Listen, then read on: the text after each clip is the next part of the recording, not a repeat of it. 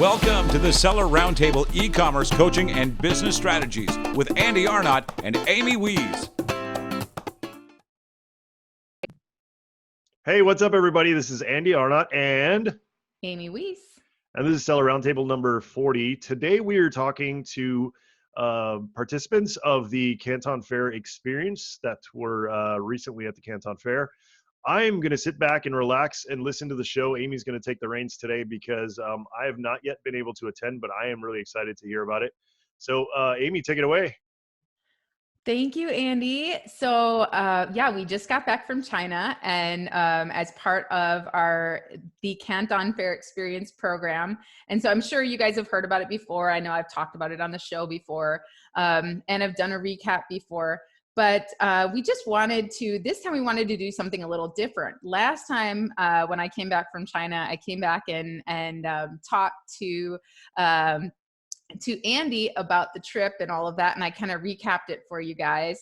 And then we had like Leron Hirschkorn on. He talked about the Canton Fair a little bit and stuff like that. But this time I wanted to actually invite some of our participants that came along with us to China and took our Canton Fair Experience private label course prior to going to China, to just tell you about their experience and ask them some questions about sourcing from China.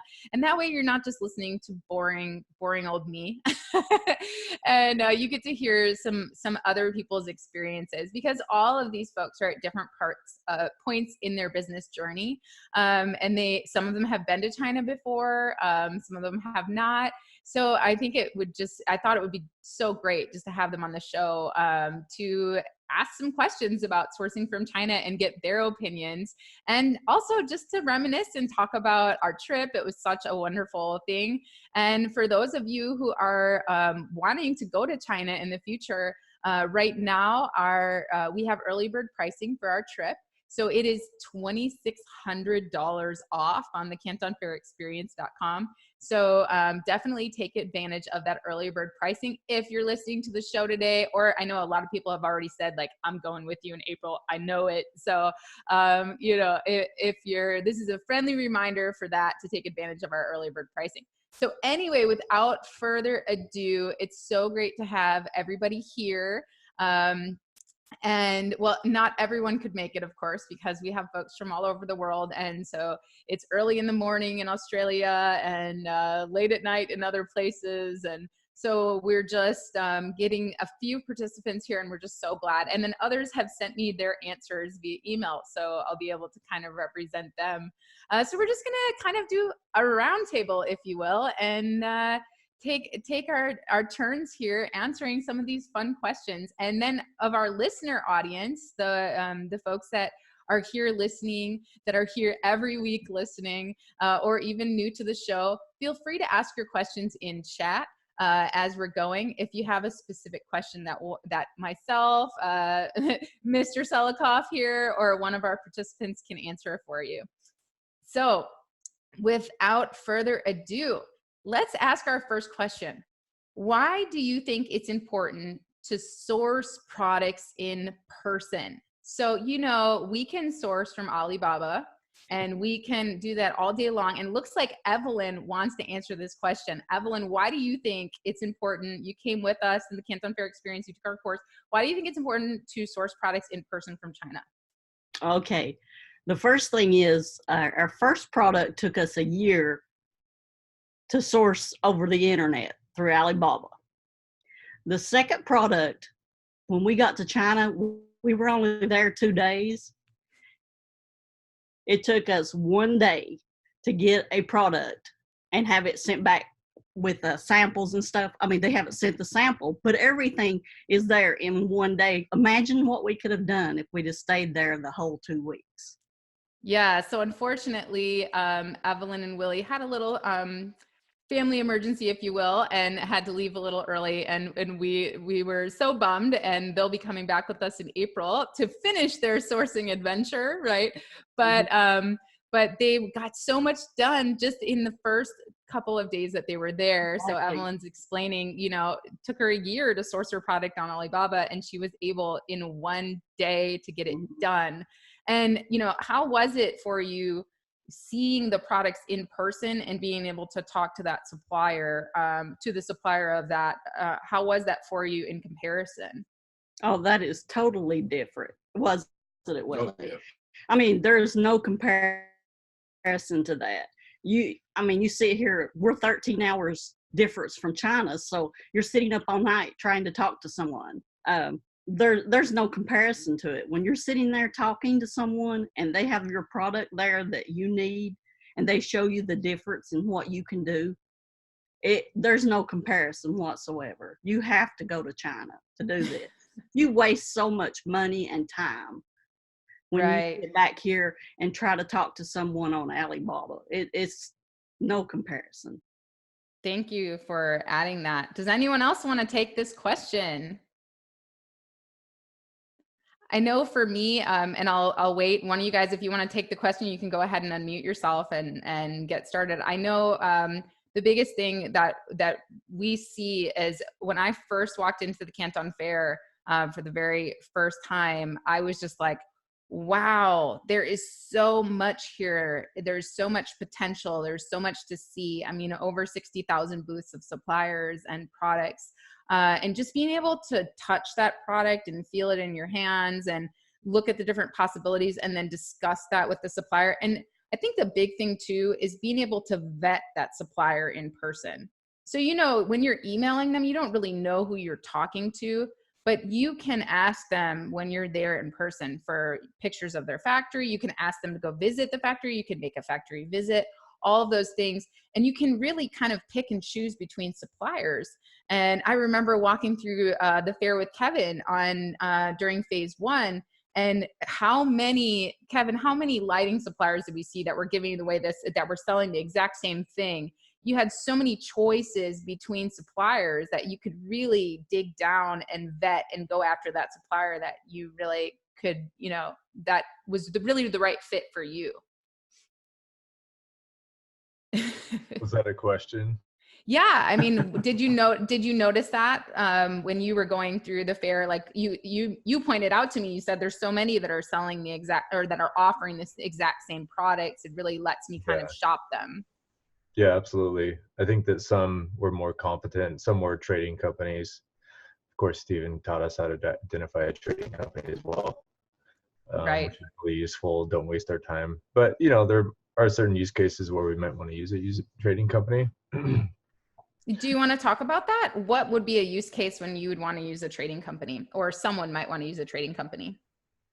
For me personally, I have no need for it. I don't think that I would, but in the event that, I think that there are some circumstances where they can actually negotiate better pricing for the supplier, so you need to sort of experiment with it. What other reasons that I would use them? I know sometimes the examples that I give is that if you are adding on a product to, like, maybe you're bundling something, right? Yeah. And you're not making a unique product. You don't care if you're just adding a rubber ducky to, your bath pillow, custom bath pillow or something. Well, you don't care if you're sourcing that rubber ducky from a trading company. Because you're they're giving the right price and you're not doing anything unique with them, it's probably fine. Yeah. So we talk about unique products, right? And like specifically electronic products. I want to get into the nitty-gritty tech specs details with the supplier, with the actual factory, not through a trading company. Another year to go through and play a game of what they call telephone. So in my perspective case, or my specific case, I want my unique products to be built for me and with the factory directly, unique Yeah, definitely. And that's another way to tell whether it's a trading company or a factory. And even that's another pro tip for you guys if you're sourcing on Alibaba. If you start talking about changing up the products and that supplier starts freaking out, like they act like they don't know what you're talking about, or they start kind of just like, oh, I don't know, I don't think we can help you, there's a big chance that they are a trading company, because if they're a factory, they're going to be able to answer your question right away. they know what their capabilities are. If they're a trading company, most likely they have to reach out to that factory to find out the answer to your question. And so a lot of times that can happen. And I don't know, Stephen, if you want to add to that, but Yeah, go ahead. Real fast, 3 rate points about why you want to be sourcing in China. And I saw everyone in our group and everyone that's on the screen right now do this. Number 1, they compare supplier to supplier. And I've seen every one of them look at a supplier, look at the booth, and then move on. And that's very subtle, but that's something you cannot easily do if you're sourcing via Alibaba or something like that. The second is the touch and the feel. And again, I've seen everyone here pick up the product, look at it, look at the shape, feel textures on fabrics and stuff like that. And that's something you cannot do on Alibaba or so on. And the third is to choose who they are communicating with. They're able to choose, are they communicating with the boss at a certain level? Are they communicating just with the sales rep as they're making their decision? All 3 very easy to do. It's just naturally part of the interaction. And it's something that is very difficult and why it takes, as Evelyn said, up to a year. And then your other question about sometimes you want a trading company, sometimes you want stock. I've got a friend that's building a really unique, exciting product that uses artificial flowers. And it doesn't have to have artificial flowers that are being custom made just for her. Artificial flowers that are stock from a trading company are perfect because what she's doing with them is the unique product. So there is an opportunity where you want stock. And even in that case, the Canton Fair is an incredible opportunity because there were easily over 100 booths that had artificial flowers, trees, and leaves, and other things that go into it. And if she had been at the Canton Fair, her life would be so much easier because she could walk through and choose them. Definitely. Thank you, Stephen, for wrapping that question up for us. So the second question I have for everybody is, what did you learn about Chinese suppliers from this trip? So maybe you had some preconceived notions about Chinese suppliers based on your talking on Alibaba or something like that. But did you learn something about Chinese suppliers taking this trip? And if so, what was it? And I know for me, I learned that there's wonderful people behind a lot of these factories. So, you know, I really I enjoy the relationships that I have with my Chinese suppliers, even folks that I didn't place orders with. I still went back and visited them at the Canton Fair, and you know, we just spent some time together and talked, and we still talk on WeChat, and they're just some beautiful, wonderful people. And we had some wonderful factory visits with various suppliers, and spent some time with them, and it was a cool experience. So Darren, did you want to add to this? Yeah, I can.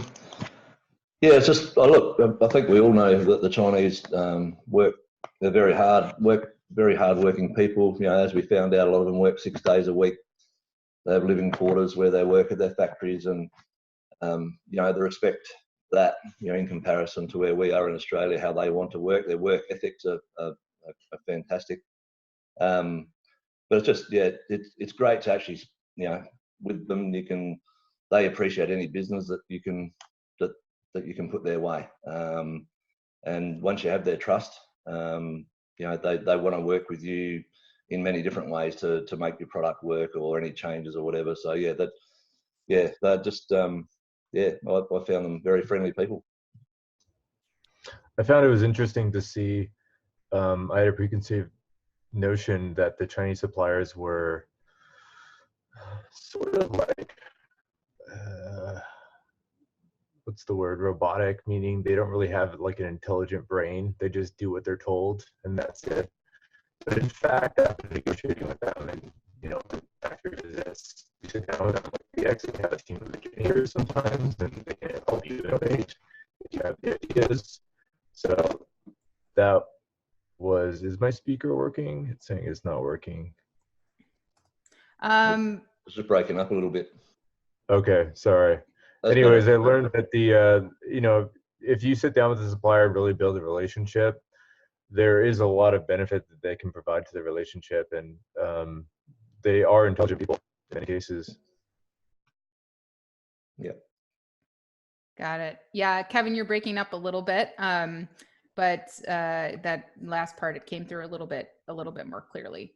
So yeah, so what Kevin was trying to say, I think that we missed a little bit of, was he was trying to say that, he learned that a lot of these suppliers are more intelligent and more creative, and really can bring something to the table when you're trying to innovate your products. And a lot of them have designers and really great intuition. So he kind of learned that about his suppliers. So awesome. And does anyone else want to answer this question about what they learned about Chinese suppliers? I know Lou, she sent me her answers, and she said that she learned that dealing with suppliers is always easier face to face. They place importance on building relationships, and they sense more authentically about you if you are there and also visiting their factory. So that was a really great addition by Lou, one of our participants. Because really, I know we had participants that already had longstanding relationships with their suppliers that they had never visited before. And then after they went and actually visited their suppliers, they were able to negotiate prices down.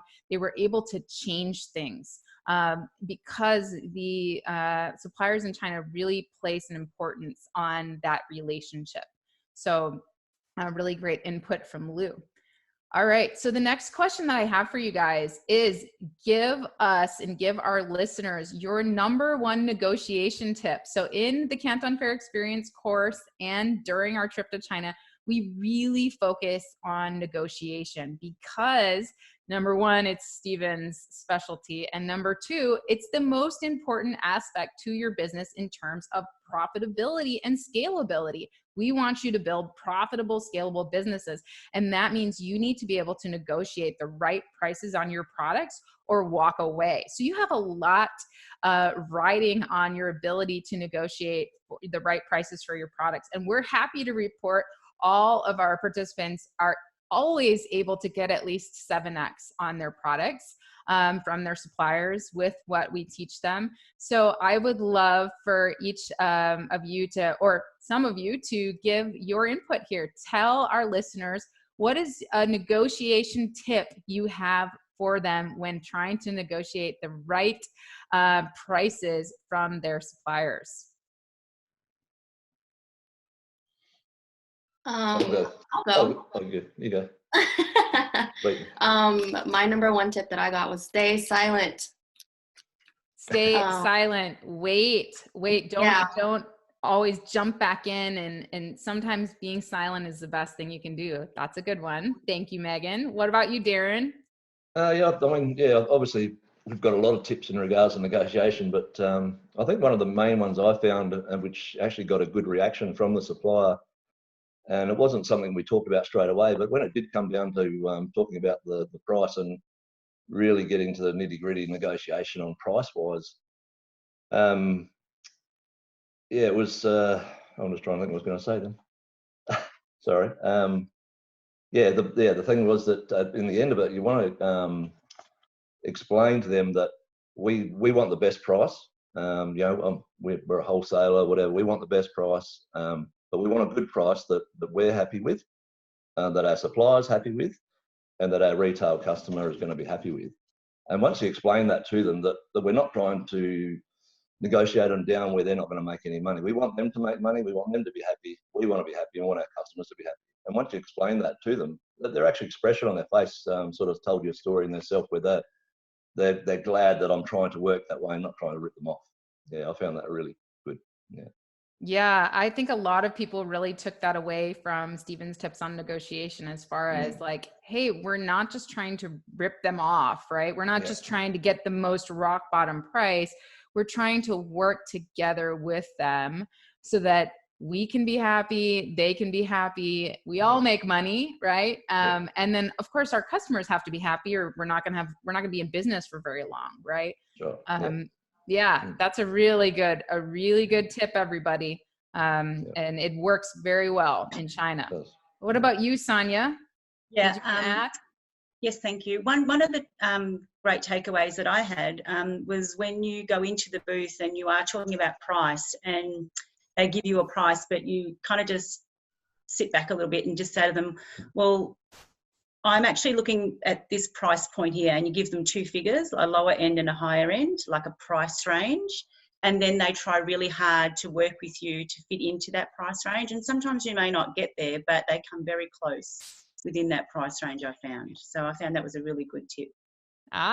So using a price range. That's right. We did that together, Amy, in the booth. Yes, sometimes, and I think Kevin was the one who kind of added this. We were doing our little kind of group networking get together. Kevin was doing one of his, and he actually wrote the price range on their notebook, right? And so we kind of did that with them as well. We would write our price range on their notebook, and then they could just look at it, right? And kind of work at it. All right. Anyone else? Tips for negotiation that helped you? I think at the Canton Fair specifically, can you guys hear me better now? Yes. Yes. Okay. Thank you. So there's so much of a difference between walking up to a booth, handing them your card. What's the price of this? Okay, cool, thanks. Versus, hey, what's the price on this? Okay, cool. Let's sit down and really figure it out. And it's so funny at the Canton Fair, some of the booths, the bigger companies, they actually have like an elevated VIP negotiation table, because for that specific reason, there's people that go there and they're making big orders. All of a sudden they have a staff on hand to come wait on you and give you water and stuff as you're negotiating for the real deals, versus just some, a little kid off the street to sell it on Amazon or something, which is sort of exaggeration, but I think you guys get the point. Right. So to actually take your time and sit down and talk about it, because when you are just walking into a booth and asking for the price, and we saw so many people do that, right? They just came in, and sometimes they wouldn't even have a name card or anything. They would just walk into the booth. Yeah, what's the price on that? Oh, okay. Can I have your card or your catalog? And they would walk out.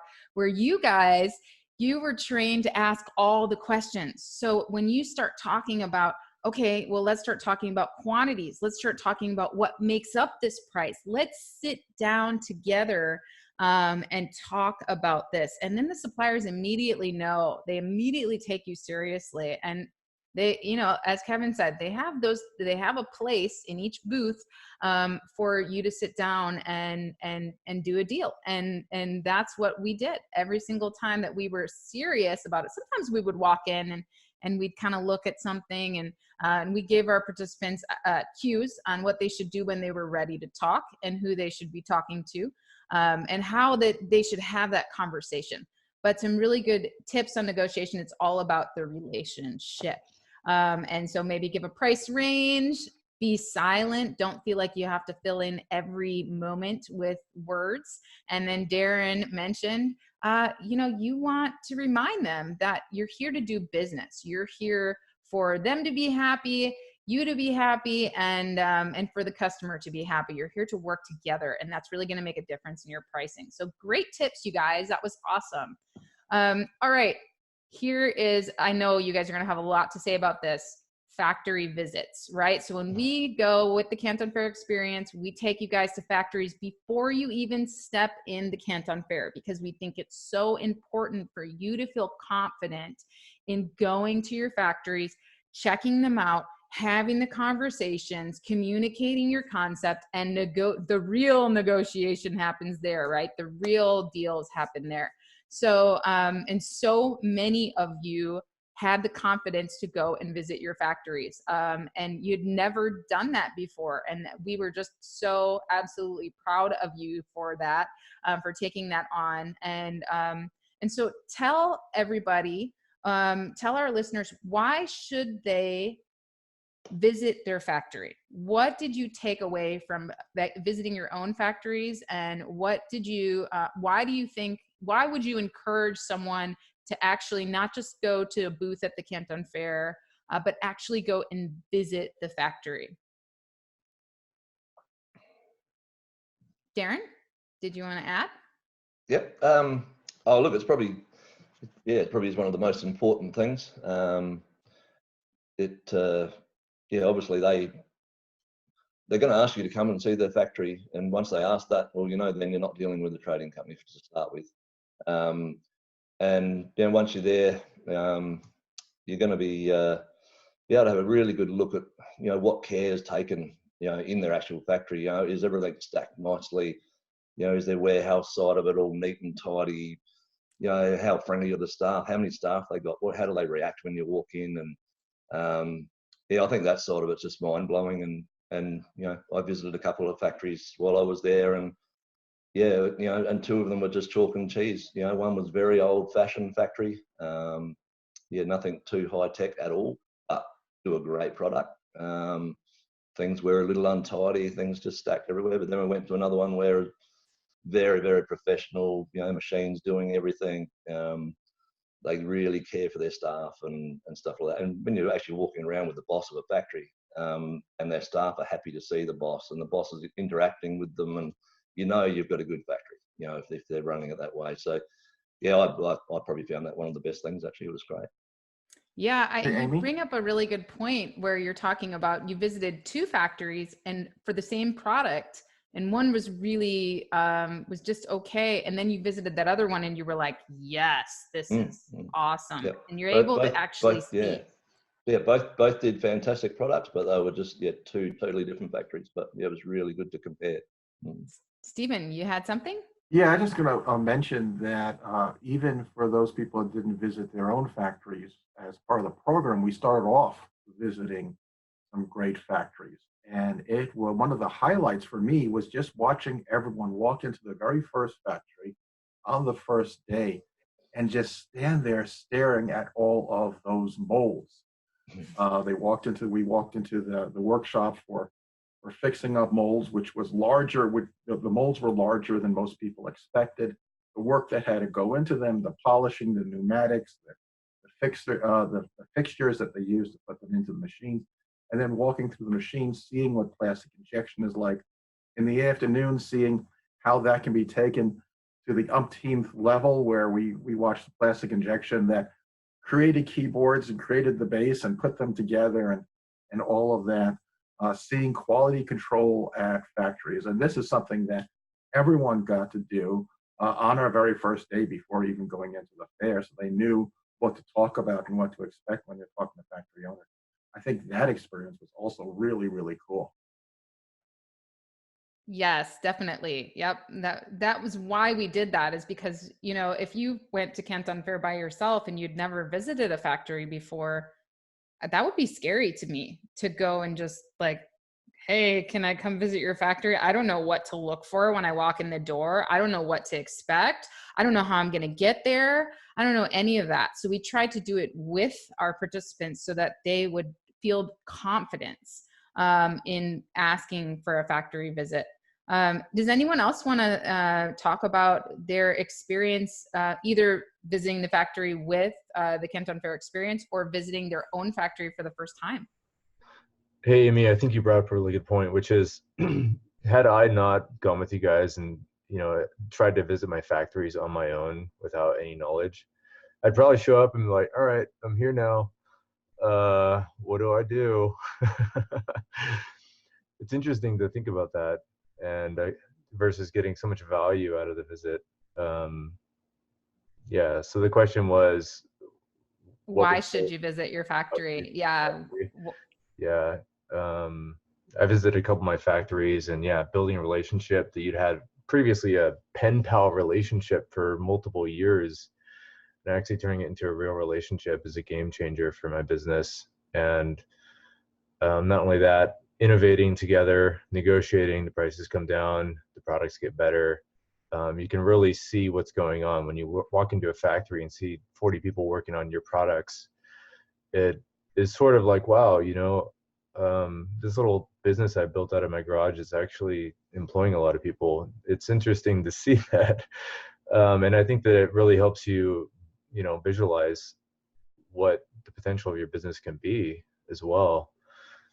And then also, like, hey, they've been designing this product and it breaks every time at this certain critical moment, you can actually step into the assembly line and see who's doing that and go correct them or design a plan of action to correct it. There's no way. And when you think about it, it is your factory, right? You are the manufacturer. It is you. You should be part of that process. You shouldn't be completely hands off. You should be in there, and they expect you to be, and they take you so much more seriously when you do. Thank you, Kevin. That's a really good point. And I'm glad that you were able to get a lot of value from visiting your factories. Knowing, can any of our participants tell us what 4 areas of your factory you should visit when you go visit your factory? Sonia? Quality control. Okay. Quality control, someone said. Okay, what else? The showroom. Showroom, yep. The floor, the factory floor. Factory floor. And the warehousing. And the warehousing. Yes, nailed it. Yes, you want to see the offices. Why? Because you want to see how are people treated? How organized is everything? You know, you want to see what's going on in the office there. And then you want to see the warehouse. Again, their certifications, factory certifications, come from whether or not they have good warehousing. And oh, by the way, your products are going to be in that warehouse one day. So you want to make sure that stuff is organized and it's looking good. You want to look at the factory floor because you want to see how well are things organized, how well are the operations going, and you want to look at quality control.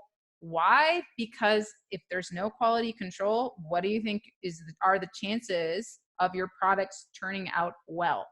And we visited factories where there was no quality control and it was kind of crazy. Yeah, I had one factory I visited in Ningbo. I said, yeah, and so what's your quality control?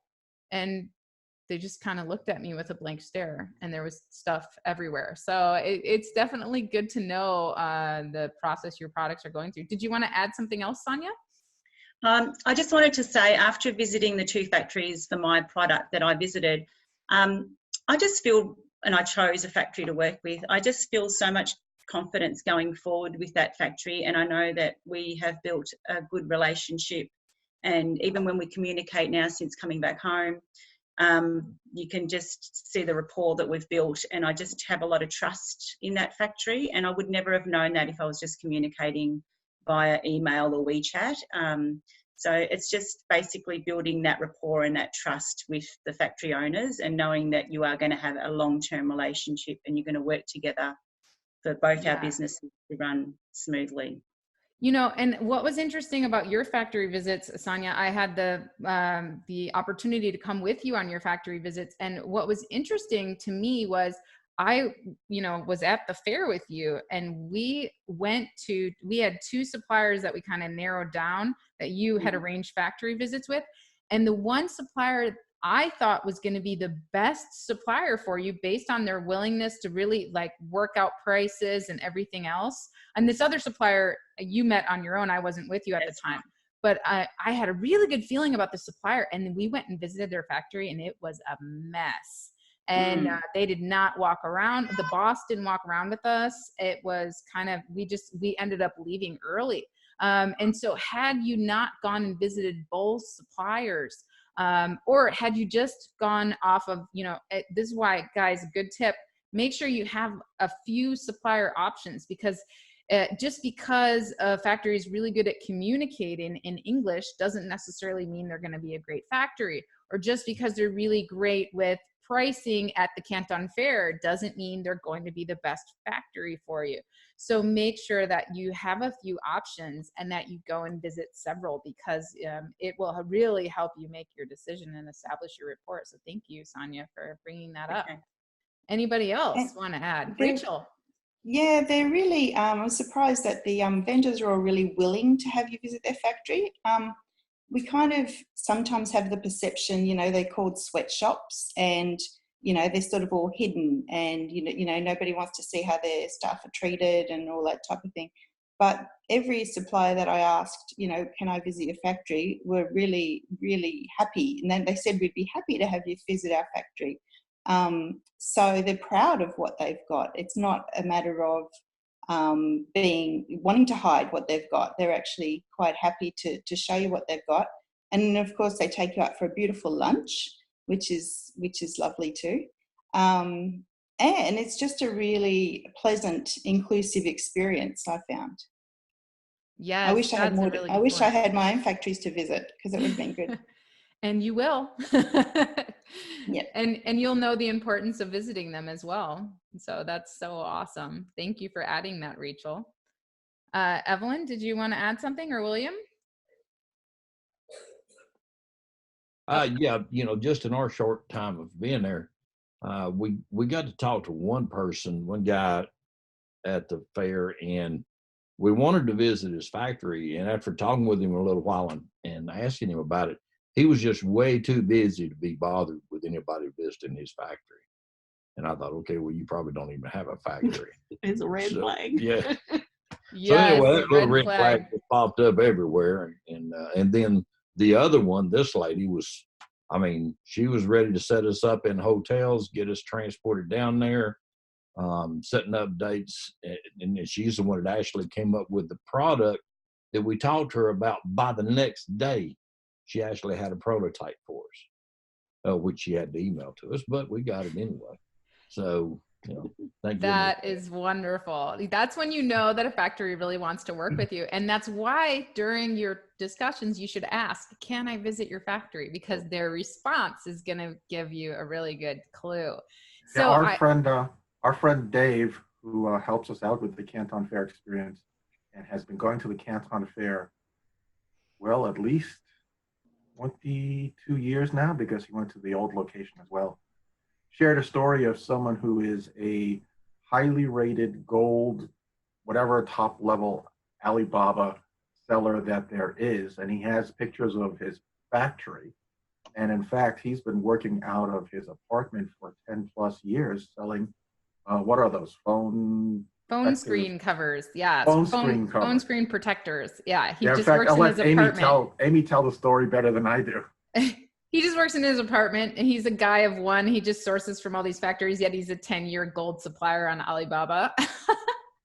And so he was saying, our other friend, Clark, was saying, yeah, he's just, he just literally works out of his apartment, and he sources these phone screens, yet he's a 10-year, gold supplier on Alibaba. But anyway, so, there's opportunities there on Alibaba, guys, if we learn anything. Thanks for tuning in. Join us every Tuesday at 1 p.m. Pacific Standard Time for live Q&A and bonus content after the recording at sellerroundtable.com. Sponsored by the ultimate software tool for Amazon sales and growth, sellerseo.com and amazingathome.com.